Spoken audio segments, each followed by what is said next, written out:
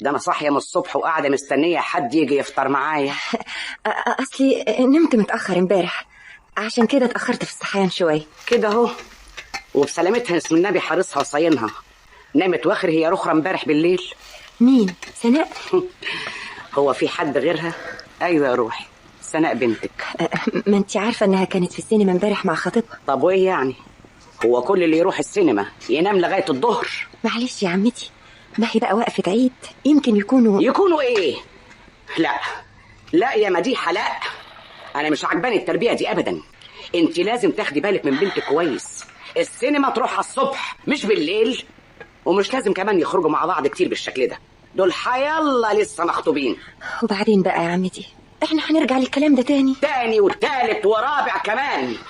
شوفي بقى لما اقولك ان كنت انا هوافق على جوازك من جلال، فده بس عشان البنت تلاقي راجل يحل محل ابوها ويحكمها. بس علشان كده؟ وانا ما فكرتيش فيا؟ ما فكرتيش في السنين الطويله اللي عشتها لوحدي؟ كنت عايزاني اعمل ايه؟ افضل متجوزه بالاسم بس؟ هو انت اول واحده جوزها دخل مستشفى الامراض العصبيه؟ يا عمتي حرام عليكي، ده حوالي 20 سنه دلوقتي مستحمله لغايه ما البنت كبرت. ما حبيتش اجيب لها جوز امي يحل محل ابوها. امال ايه اللي غير رايك دلوقتي وخلاكي تفكري انك تتجوزي؟ لان الدكاتره قالوا لي ان مفيش فايده من شفاه، وانه هيفضل طول عمره بالشكل ده. ما كانش قدامي غير اني اطلب الطلاق. واتحكم لك بالطلاق؟ مبروك يا ستي، الف مبروك يا روحي.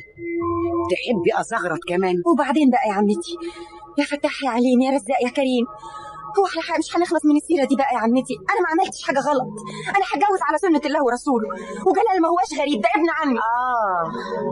ابن عمي؟ ايوه، وكان عاوز يتجوزني قبل ما اتجوز. لكن الاسم انك ما اتجوزتهوش، تقومي تتجوزيه دلوقتي؟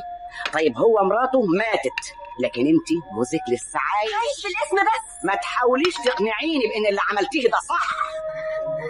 طيب خلاص يا عمتي، سيبينا من السيره دي بقى. انا مش فاهمه انت بتكرهيني ليه؟ مش قادره تنسي الموضوع ده ليه؟ عشان لسه فاضل اسبوع ويمكن ترجعي لعقلك تاني. ما افتكرش يا عمتي،